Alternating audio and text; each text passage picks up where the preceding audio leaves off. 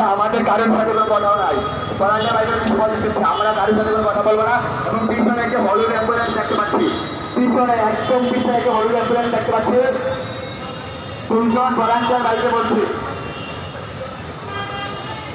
দুইটা ভলান্টিয়ার বাইরে বলছি, পিছনের হলুদ অ্যাম্বুলেন্সটা, পিছনের হলুদ অ্যাম্বুলেন্সটাকে যেন সামনে নিয়ে আসা হয়।